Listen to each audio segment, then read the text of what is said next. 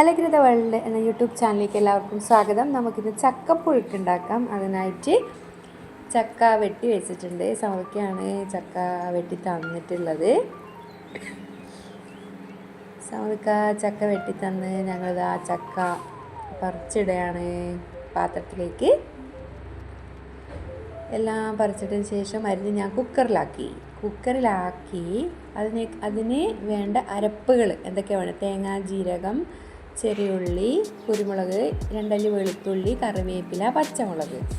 ഇത്രയും സാധനങ്ങളാണ് നമുക്ക് ഇതിലേക്ക് വേണ്ടത്. അപ്പോൾ ഇത് നമുക്ക് ഒന്ന് ഒതുക്കിയെടുക്കണം. അരച്ചിട്ടില്ല, ഒന്ന് ഒതുക്കിയെടുക്കണം. അതിന് ശേഷം നമ്മൾ എന്ത് ചെയ്യണം?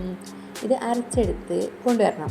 അരച്ചെടുത്തതിന് ശേഷം കുറച്ച് മഞ്ഞൾപ്പൊടി ഇട്ടിട്ട് ഉപ്പിട്ടിട്ട് കലക്കി അവിടെ വെക്കണം.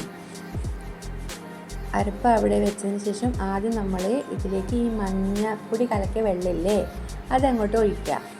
അതൊഴിച്ചതിന് ശേഷം നമ്മൾ എന്ത് ചെയ്യണം? നമ്മൾ അരച്ച് വെച്ച തേങ്ങയില്ലേ, ഒതുക്കി വെച്ച തേങ്ങ, അത് അതിലേക്ക് തട്ടാം.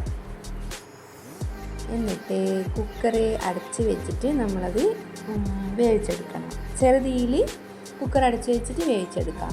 വെള്ളം കുറച്ചും കൂടി വേണമെങ്കിൽ ഒഴിക്കാം കേട്ടോ. ഞാൻ ഒഴിച്ചിട്ടില്ല. ഞാൻ കുക്കർ അടുപ്പ് വെച്ച് അത് 1-2 വിസിൽ വന്നതിന് ശേഷം ഞാനത് ചക്ക നന്നായിട്ട് കുഴച്ചെടുക്കുന്നുണ്ട് കേട്ടോ. അങ്ങനെ നമ്മൾ ചക്ക റെഡി ആയിട്ടുണ്ട്. അതിന് ശേഷം നമുക്കത് വിളമ്പി കഴിക്കാവുന്നതാണ്. നന്നായിട്ട് ഇളക്കിയെടുക്കുക. എനിക്ക് തോന്നുന്നു ഞാൻ വെച്ചതിൽ കുറച്ച് വെള്ളം കുറഞ്ഞു പോയോ എന്നറിയില്ല. കുറച്ചും കൂടി വെള്ളം വെക്കുക. എന്നിട്ട് നന്നായിട്ട് ഇളക്കിയെടുക്കണം. നല്ല ചക്കയാണ്, പൊടി പൊടിയായിട്ട് കിട്ടിയിട്ടുണ്ട്. നന്നായി മിക്സ് ചെയ്തിട്ട് എടുക്കുക. തേങ്ങ അതിനകത്ത് തന്നെ ഇട്ടിട്ട് വേവിച്ചാൽ മതി കേട്ടോ. പിന്നെ ഇട്ടിട്ട് ചൂടാക്കാൻ നിൽക്കണ്ട. അങ്ങനെ എടുത്തു ഗൈസ്. നമുക്കിതൊരു പാത്രത്തിലേക്ക് ഇട്ടിട്ടുണ്ട്. ഇനി നമുക്ക് എന്താണ് അതിൽ കൂട്ടാൻ, അതായത് മീൻ കറിയോ ചിക്കൻ കറിയോ എന്തെങ്കിലും കൂട്ടി കഴിക്കാം. ഇതാണ് ഞാൻ ഉണ്ടാക്കിയ ചക്കപ്പുഴുക്ക്.